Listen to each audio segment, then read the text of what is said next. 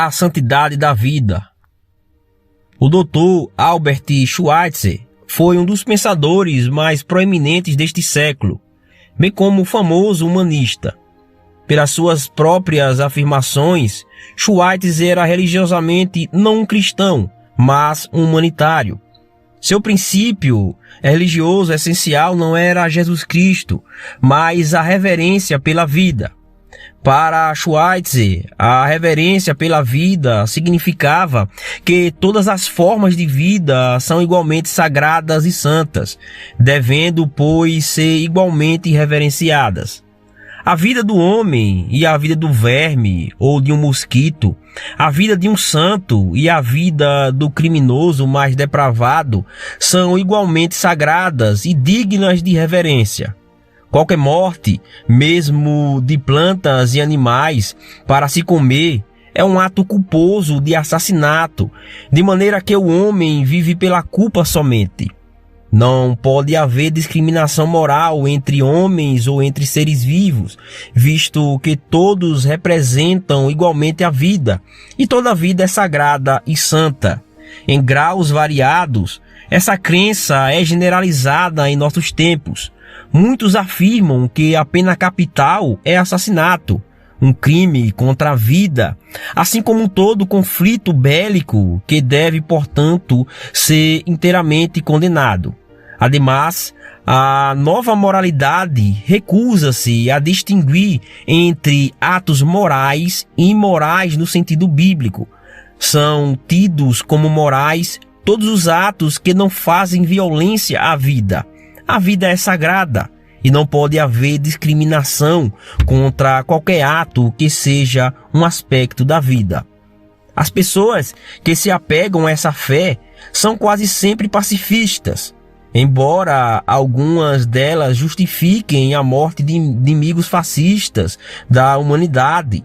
São contra a pena capital e contra a moralidade cristã, pois afirmam que esta restringe ou é hostil à vida e à pulsão de vida. Para lidar com essa fé prevalente, é necessário conhecer inteiramente a perspectiva bíblica.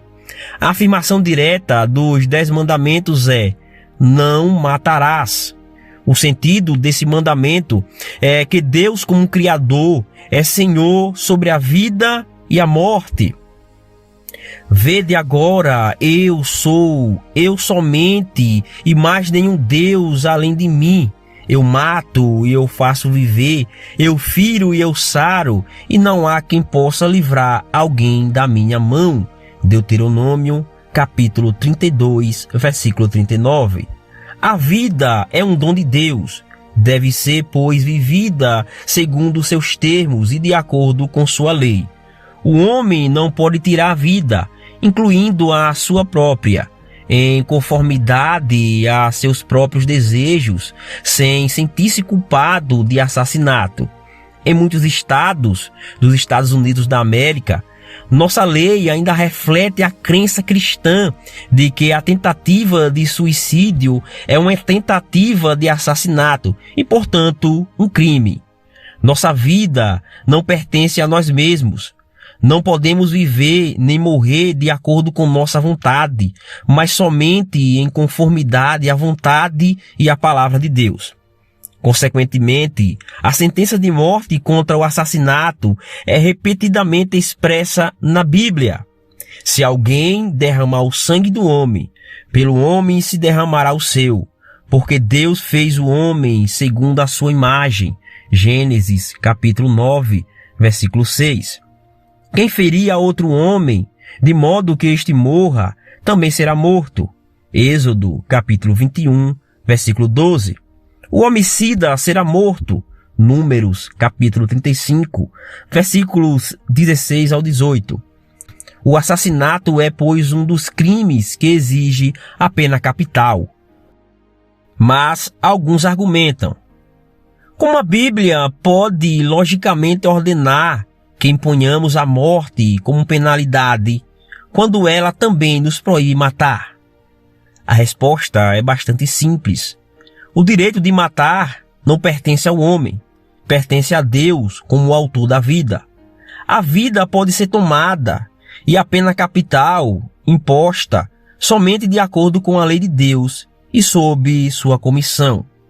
Repetidamente, a Bíblia nos diz, por exemplo, em Romanos, capítulo 13, versículos 1 ao 6, que os oficiais de Estado, os oficiais do governo civil, são ministros de Deus, assim como a igreja representa o ministério da palavra e dos sacramentos e da disciplina eclesiástica. De igual modo, o Estado ou o governo civil representam o ministério da justiça, a administração da lei e ordem sob a autoridade de Deus. Além disso, assim como os oficiais e ministros da igreja devem crer e ser fiéis a Deus, ou do contrário, incorrerão em sua ira e julgamento, da mesma forma, os oficiais ou ministros do Estado devem crer e ser fiéis a Deus, ou também incorrerão em sua ira e juízo. Visto que os oficiais do Estado exercem o poder de Deus, isto é, o ministério da justiça, com poder e direito de tirar a vida, o Senhor, no Salmo 82, se refere a eles como Elohim, isto é, deuses. São como deuses no sentido de que compartilham da autoridade de Deus sobre a vida humana.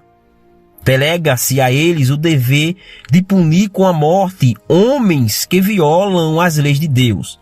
Quando exercem esse dever dado em conformidade com a palavra de Deus, seu julgamento é visto como julgamento de Deus. De acordo com Deuteronômio, capítulo 1, versículo 17, em suas instruções a oficiais e juízes civis, diz assim: não sereis parciais no juízo, ouvireis tanto o pequeno como o grande, não temereis a face de ninguém, porque o juízo é de Deus. Se os juízes e oficiais do governo civil falharem em guardar as leis de Deus, se eles perverterem a justiça de Deus, então, segundo o Salmo 82, embora sua autoridade seja como a de Deus, como homens morrereis. Salmos 82, 7. O próprio Deus trará julgamento e pena capital a uma nação que despreza sua lei. Por conseguinte, de uma perspectiva cristã, a pena capital não é uma opção do Estado, nem uma matéria em que o governo civil tenha uma escolha. O Estado tem uma lei vigorosa, a lei de Deus, a qual deve obedecer, pois a execução de criminosos que incorrem em pena de morte é uma obrigação do Estado, que corre o risco de destruir-se caso a desobedeça. Os direitos do criminoso estão protegidos pela lei bíblica. O princípio legal de que um homem inocente perante a corte até que se prove culpado procede da Bíblia. O mesmo se aplica no que diz respeito à exigência de corroboração antes que se permita que uma testemunha se apresente como um homem. Mas a Bíblia deixa claro que o homem que foi encontrado culpado não pode ser objeto de piedade, como Salomão o resumiu. Os que desamparam a lei louvam o perverso, mas os que guardam a lei se indignam contra ele. Provérbios 28, versículo 4. Aqueles que estão cheios de comiseração pelo criminoso culpado são eles mesmos indivíduos que desamparam a lei. Sua comiseração pelo criminoso é em si mesma um sinal de depravação. Alguns anos atrás, o pai de uma menina de 6 anos que foi brutalmente assassinada por um pervertido sexual disse: "Não posso culpar o homem tanto quanto a sociedade que o produziu." O criminoso era claramente um degenerado, mas devemos insistir que esse pai também o era, e terrivelmente.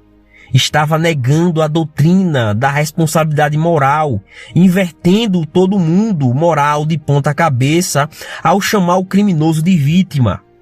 Ele estava desprezando a lei de Deus em prol de variadas justificativas sociológicas para a criminalidade. Salomão expressou nitidamente as consequências dessa delinquência moral. O que desvia os ouvidos de ouvir a lei, até a sua oração será abominável. Provérbios 28, versículo 9. O poder de matar é, pois, poder de Deus. Deve ser exercido de acordo com a lei divina, já que não é um poder do homem. Esse uso piedoso do poder de matar está de acordo com a Bíblia, também envolvido na guerra justa. Mas esse é somente um lado da questão. O poder de matar está sob a lei de Deus, assim como a vida e o viver. Atualmente é comum pensar que as leis são uma restrição à vista, e esta atitude é amplamente encorajada pelo humanismo existencialista. A vida é livre, a vida para além da lei, a lei do bem e do mal, conforme nos é dito, é a emancipação em relação à lei e à moralidade. Nossa posição americana histórica, contudo, tem sido a fé cristã de que a verdadeira liberdade está sob a lei de Deus. A sabedoria piedosa, que implica fé e obediência, é conforme as Escrituras, árvore de vida para os que a alcançam. Provérbios 3, versículo 18, Provérbios 11, versículo 30. Segundo a versão de Berkeley de Salmos 19, 7, a lei do Senhor é perfeita, restaurando a alma. Em vez de ser uma forma de cativeiro, a lei de Deus é para nós a condição da vida. Analisemos o sentido disto. A lei de Deus como condição de vida. Ora, a condição de vida para um peixe, seu meio, é a água. Tire-o da água e ele morre. A condição de vida para uma árvore, sua vitalidade e meio é o solo. Desarraigue-a e ela morre. Não há um ato de liberação em tirar o peixe da água ou uma árvore do solo. De semelhante modo, a condição da vida de um homem, o fundamento da saúde moral, espiritual e física do ser humano é a lei de Deus. Retirar os indivíduos e sociedade do mundo da lei de Deus é sentenciá-los a um declínio, queda e morte. Em vez de liberação, ter-se-ia execução. A liberdade do ser humano está sob a lei de Deus. E esta é o ar que dá vida ao homem e à sociedade, a condição essencial de sua existência. Quando Moisés convocou Israel a obedecer à lei de Deus e andar pela fé, ele disse: os céus e a terra tomo hoje por testemunhas contra ti, que te propus a vida e a morte, a bênção e a maldição. Escolhe, pois, a vida para que vivas, tu e a tua descendência. Deuteronômio, capítulo 30, versículo 19. Escolhe, pois, a vida. O que significa viver em obediência à lei de Deus por meio da fé em Jesus Cristo, cuja graça salvadora nos capacita a crer e obedecer. A lei é, portanto, a condição de vida do homem, pois Deus é o Criador da vida e a única base de sua continuação. A lei de Deus é a essência e condição da vida. Aquele que adultera a lei divina ou que aprovara um desvio dela, em vez de estarem buscando a liberdade para viver, conforme afirmam, estão, na verdade, perseguindo a morte. Para um peixe, escapar da água é deixar a vida. É uma pulsão de morte. Jesus Cristo, falando com uma sabedoria eras atrás, declarou: mas o que peca contra mim violenta a própria alma. Todos os que me aborrecem amam a morte. Provérbios 8, versículo 36. O ódio à lei de Deus é o ódio à vida, é o amor à morte. O governo verdadeiro é o governo de acordo com a palavra de Deus, com base em sua lei, com o ministério de justiça. Aqueles que desprezam o governo são, de acordo com Moisés, Números, capítulo 15, versículos 29 a 31, e São Pedro, segundo Pedro, capítulo 2, versículo 10, culpados de presunção. Ora, presunção significa tomar para si autoridade e poder para os quais não se tem autorização ou direito. Sempre que colocamos de lado as leis de Deus concernente à vida e morte, somos culpados de presunção, que é a marca do descrente. A presunção implica que nos colocamos no lugar de Deus e exigimos que a vida e a morte devem conformar-se somente a nossos termos. Os humanistas presunçosos falam sobre reverência pela vida. Porém, ao contrário de demonstrarem qualquer consideração pela santidade da vida, a visão que dela tem é secular e profana. A vida, para eles, não guarda relação com Deus.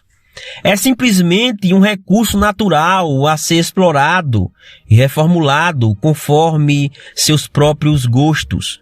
São presunçosos, isto é, obstinados. Seu universo é essencialmente seu próprio ego e orgulho intelectual, sua confiança de que representam a elite dominante de Eras. Sua presunção fala-os não apenas desprezadores de Deus, mas também dos demais homens. Vivemos numa época em que se proclama insistentemente, na teoria, o amor a todas as pessoas, enquanto um ódio titânico por todos é efetivamente praticado. Ouvimos muito sobre igualdade por parte de pessoas que nos dizem que são superiores e que, portanto, sabem o que é melhor para nós. Ouvimos chamadas para a unidade de homens cujas ações nos dividem. Homens presunçosos, porque obstinados, somente podem trazer anarquia. A fé e a obediência trazem unidade porque unem os homens em Cristo, não na vontade humana. Se o Senhor não edificar a casa, em vão trabalham os que edificam. Salmo 127, versículo 1.